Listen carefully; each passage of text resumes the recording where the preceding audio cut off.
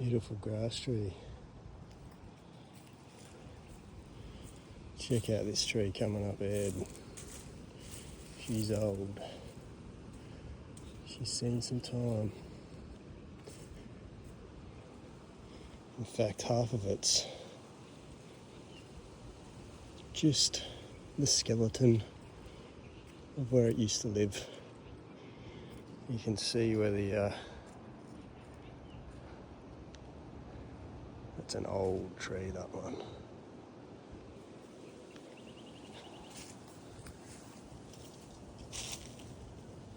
Beauty. So some would say this is taking a walk off the beaten track, but for me, this track's looking pretty beaten down. For me, that's the beaten track.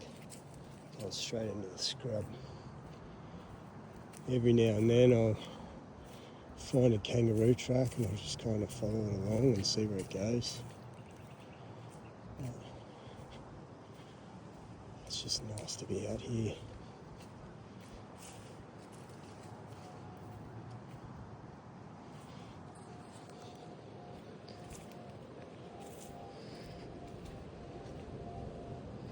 So this is just some scrub behind my place. Oh, scrub's what we call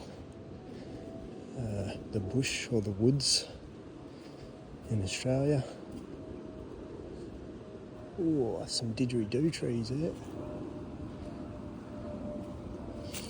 Looks like it.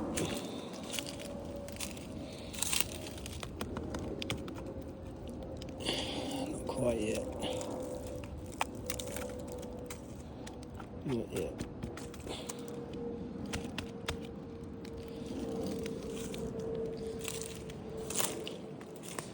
These old trees are broken down. We haven't had a fire out here for a while. She's looking a bit dense. There's a lot of leaf matter.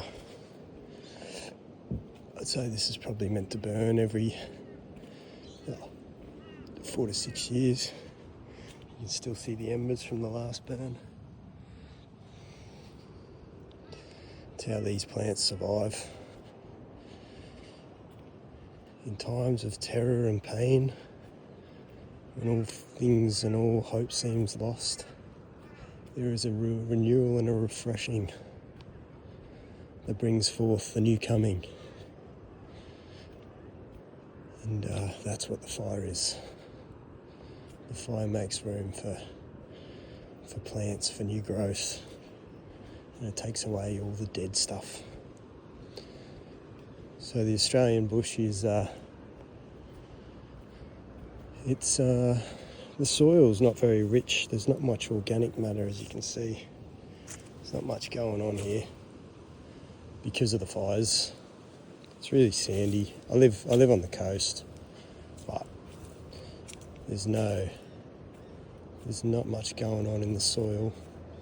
Slightly acidic. The doesn't have much nutrients because of the fires that go through and take all the top off. But none of these plants need the nourishment. They're all working together in a collaborative effort to fight, to survive, to share their nutrients, to breed, to create shade. They're all working together.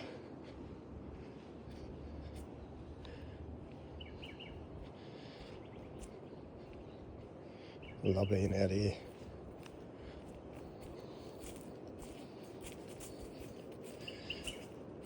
I haven't been this way for a while. Looks like the swamp might be full of water. It is.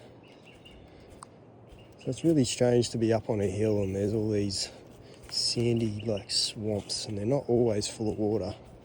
In fact, they drain out quite often, but when they do get water in them, I've seen people with a canoe in here. I'm actually really surprised at how beaten down these tracks are. It's obviously a lot of people coming out here now.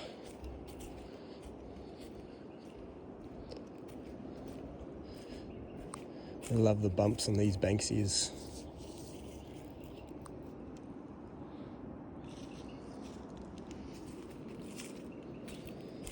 This is a Banksia cone here. It's been eaten by a cockatoo. They get in there and get the seeds out. So there's the swamp in there. You can always tell where there's water, because you'll find the paperbarks. There are those white bark trees over there. There's a canoe on the other side over there. So paperbarks always, there's not much water in there actually, but I've seen it way drier. Yeah, paperbarks always sit in low-lying areas where they can keep their feet wet. Big one in the middle there.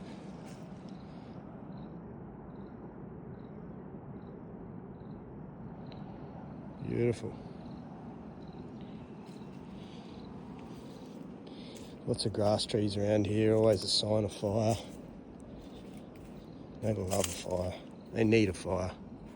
As you can see down the bottom of them, there's a whole lot of thatch. So they need to burn that off every now and then, otherwise they'll get all sorts of rotting problems. Moulds and bacteria and fungi and stuff. But quite an interesting plant actually. The botanical name is Xanthorrhoea johnsonii. Well, we call them grass trees. Used to call them black boys, but that's considered racist now. Apparently you can't even say the word black without being racist. But I think that's all fucking rubbish. Anyways, I just call them grass trees to keep everyone happy. I think the settlers called them black boys because from a distance, once they've been burnt, they kind of look like, when they're real big, they kind of look like a figure of a man standing there. So, hey, some bush tucker. So this ground cover here, what we call a midgeum berry. It's all through here. One of my favourites. I use them in heaps of my gardening. There's a fruit on it there. It's got all the little purple dots on it. And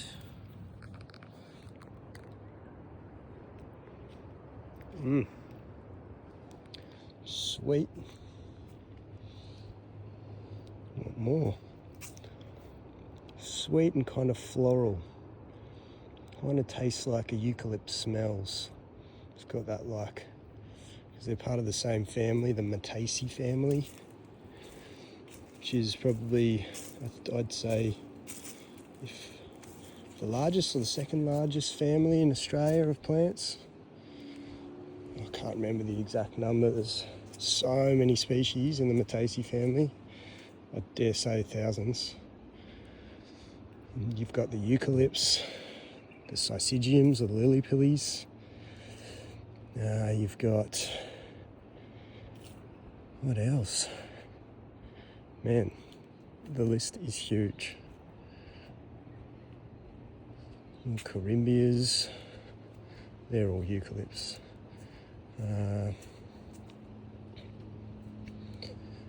Here's a nice one. I love the smell of this.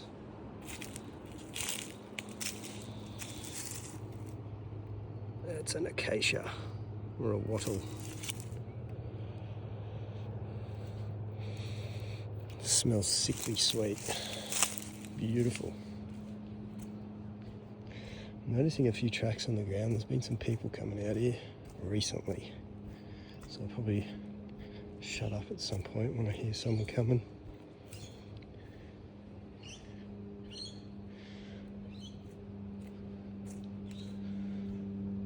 So this is really a box or a Lophostomen and a Corymbia forest in this section here. You can see how it's changed into a real woodland. This is a bloodwood here, or a corimbia. It's the same as that twisted up one we saw before, that real old one. Another one there. Pollinated by bats and I believe some insects.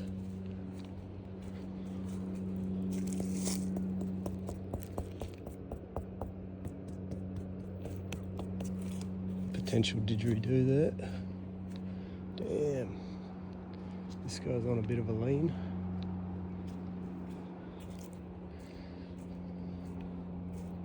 There's another swamp in there as well, behind me.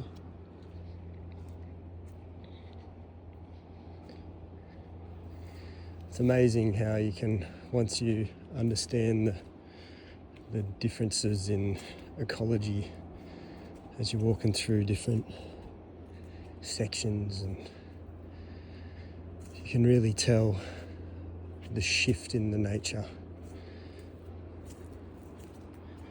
There's not many black boys here.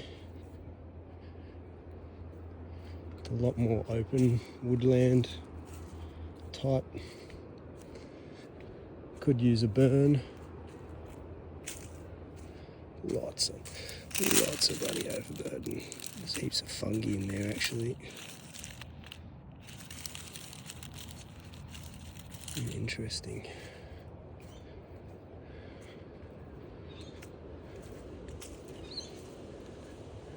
I love the thought of how everything works so closely together. The bacteria, the algae, the fungi, the plants, the animals, the insects. Everything's just all a part of the same system. Something that we seem to have forgotten, but there's a beauty of a black boy. Stunner. You can see a seed spike on there.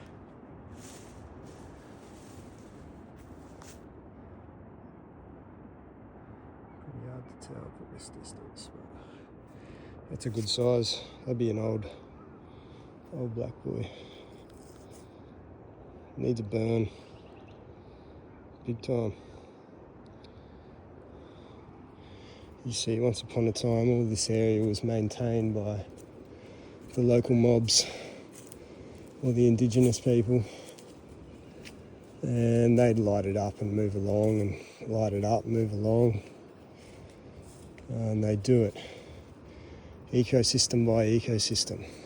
So at certain season, they might start with, just say, the corimbia forest, because they know that the corimbia forests are surrounded by the wetlands, and that once the burn hits a certain area, it'll go out, and then later in the year they'll come into the wetlands and they'll burn them, or the places with the paper barks.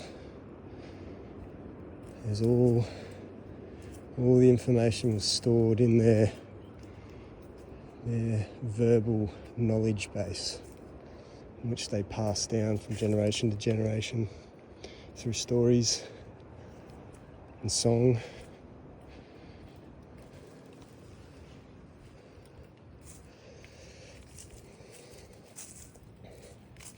And the beautiful thing about it is that they all get to put their little addition into the story, or the dreaming. They all get to add to the songline, because we all get our own, we all get to touch the source. Let's have a look up this tree here. Looks like we might have a good view.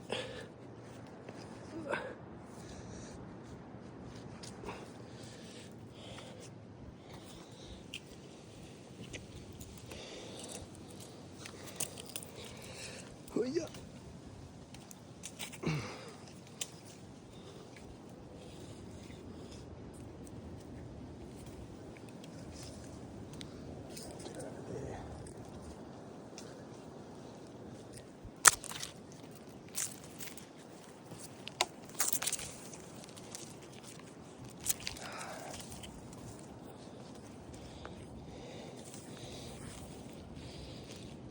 Yeah. See, for a hollow tree, it's pretty bloody strong. I mean, I'm not heavy, but I'm not light. Can't really get my phone up high enough. You can kind of see through the crack. It's big.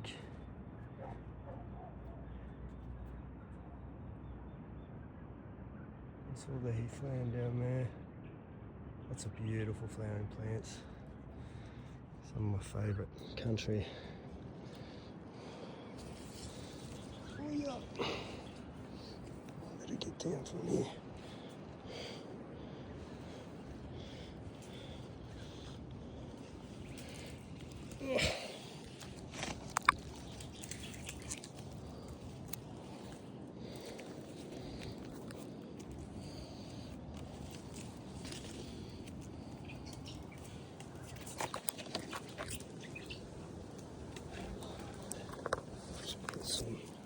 Put my foot in some termite dirt.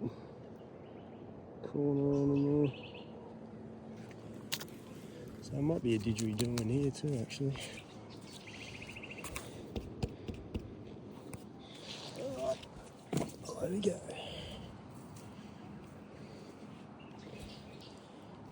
Yeah, I haven't walked around here for a while. See if we got any more bush tucker here. For those that don't know, bush tucker is what we call food that you get from the bush.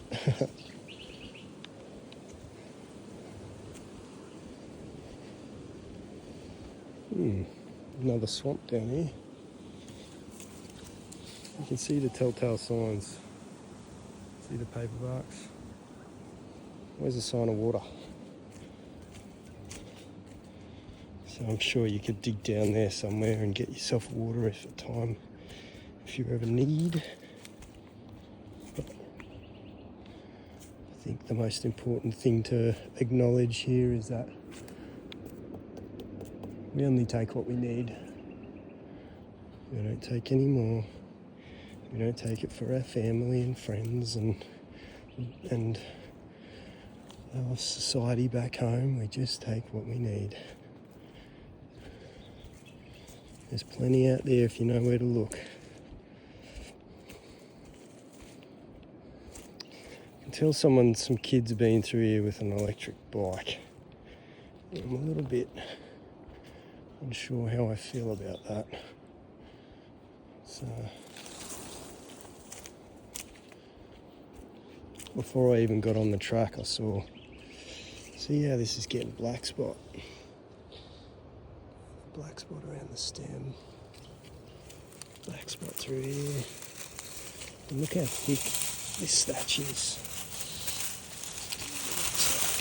Jesus. And then you got the trunk right in there. So that would burn real nice. And he'd love it. Come back, they burn back to nothing. You just get a trunk. And all that thatch, man, they need a fire through here so bad. It's kind of sad, actually. Everything here needs a burn. Oh, I think I've lost the track. Here's the bike track.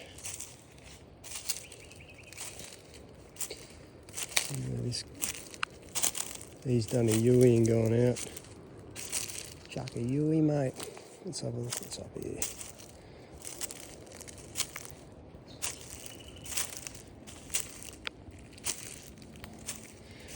I just want to find a nice... There we go. I was following kangaroo tracks. And here's the sign. That's some scat or some kangaroo poop. So they'll be around here somewhere. Look, this one's sick. It needs a burn. Oh my God. That's crazy. They need fire.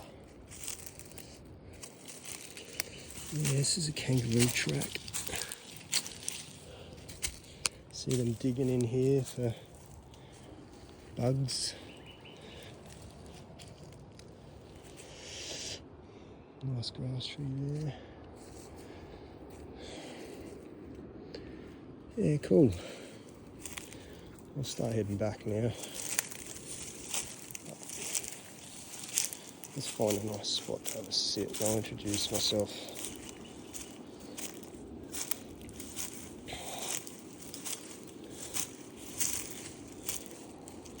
There's this.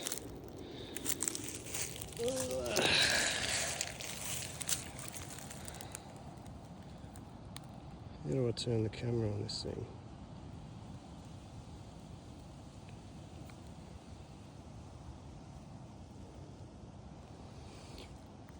Oh, I don't know.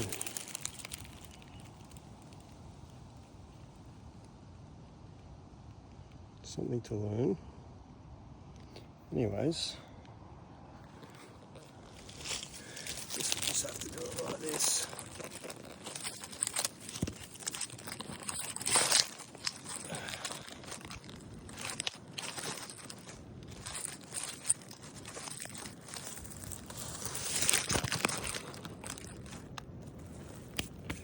That should do it. Alright. So, my name's Daniel. I've had a dream for a while that I wanted to start taking people on bushwalks and teaching them about all the fantastic knowledge I've been learning about the scrub and about the interconnectedness of nature and the vast web of everything in which we are such a big part of.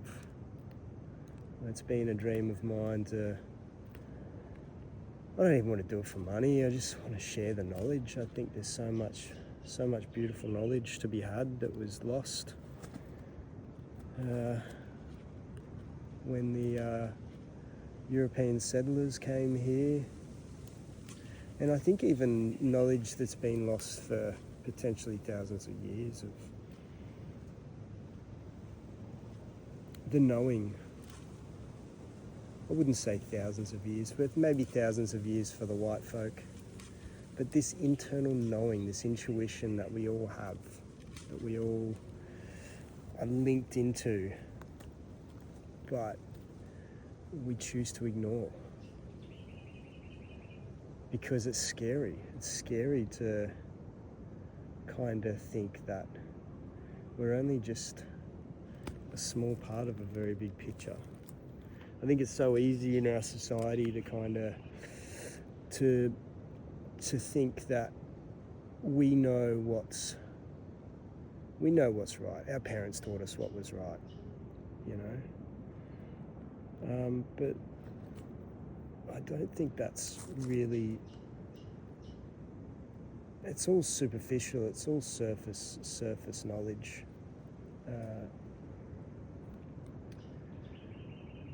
The real knowledge, the real truth, it comes from within. It comes from feeling and emotion and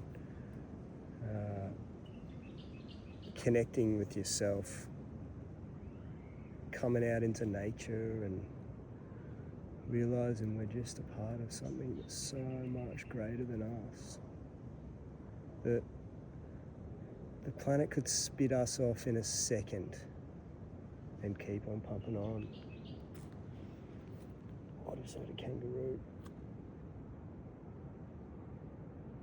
What are they getting about?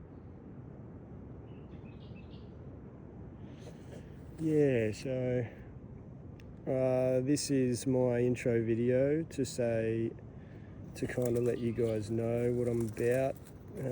I've been studying horticulture for the past, what's that?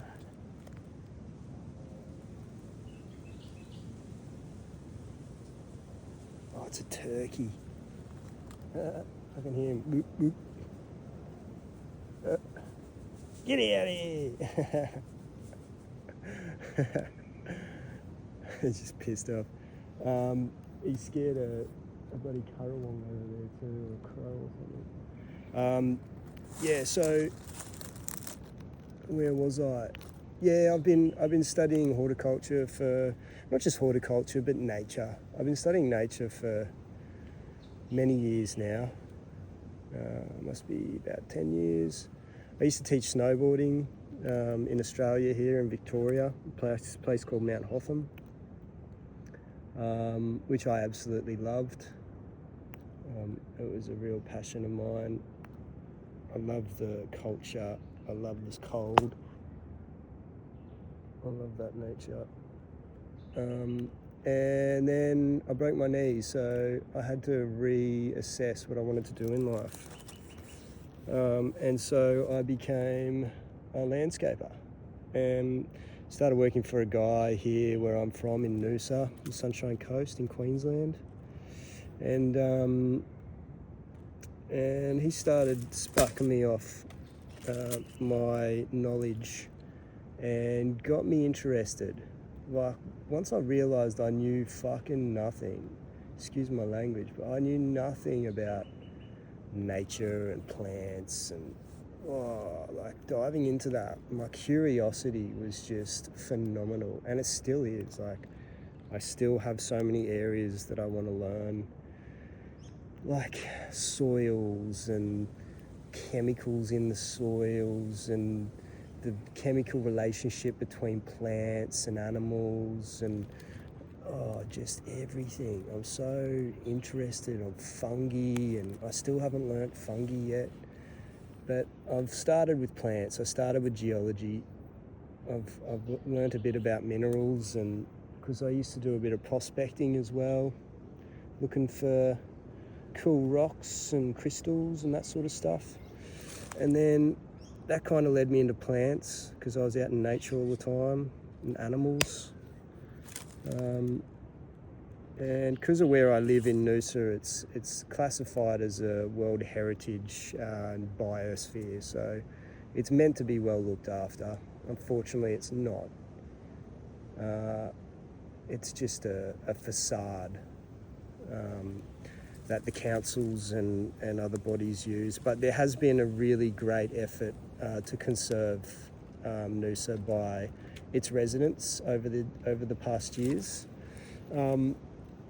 And my first mission really, once I started learning about all this, was to create my own business where I could take natives and put them in people's backyards again, because there's so many exotics that people are planting, and I just feel like the natives are just, you don't have to add anything to them. They just live, they do their thing, they look great. And so, yeah, I started a landscaping business, and I started doing some native gardens and becoming a bit of a specialist in native plants.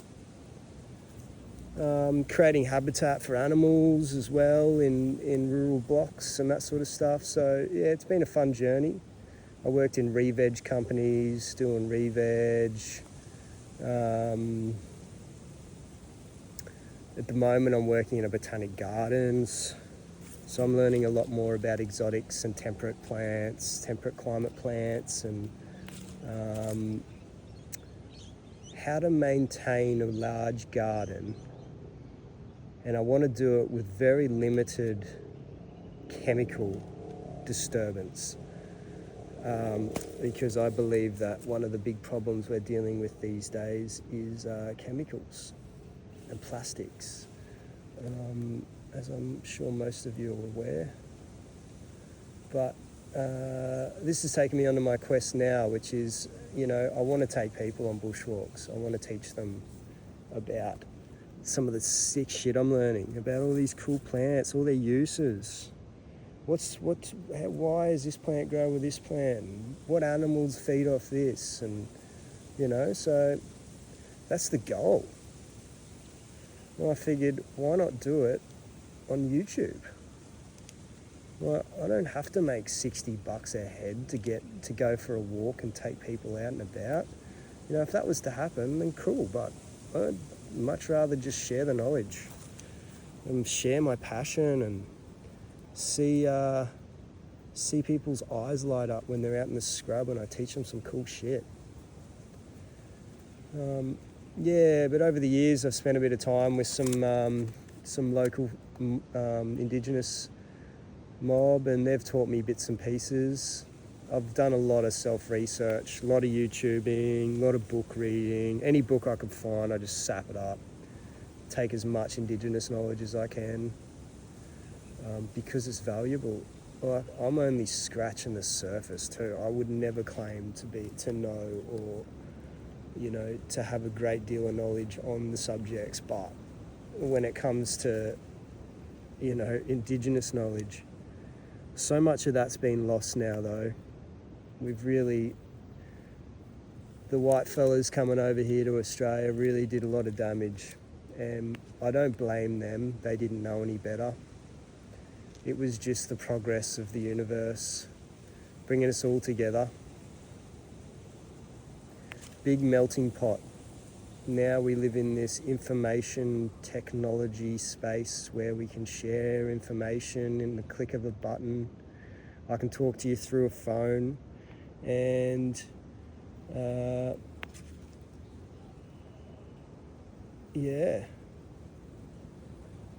I can send that information across the world and we can have a big conversation.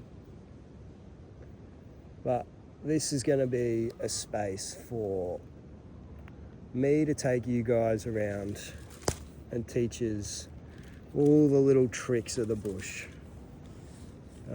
Not so that you can go out and rape and pillage the bush, but so you can find the love for it, and maybe you can start looking after it too.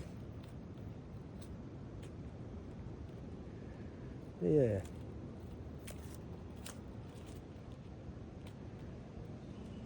Yeah.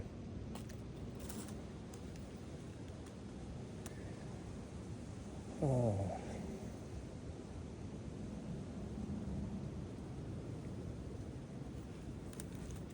I hope we can learn to look after it again. Oh.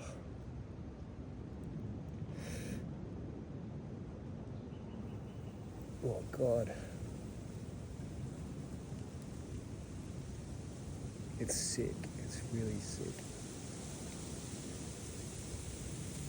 I know we will learn to look after it again. I know we'll learn. We'll find a way. That's what we do. Anyways, I hope you like my first video, my intro, and I look forward to hanging out with you again. Catch you later.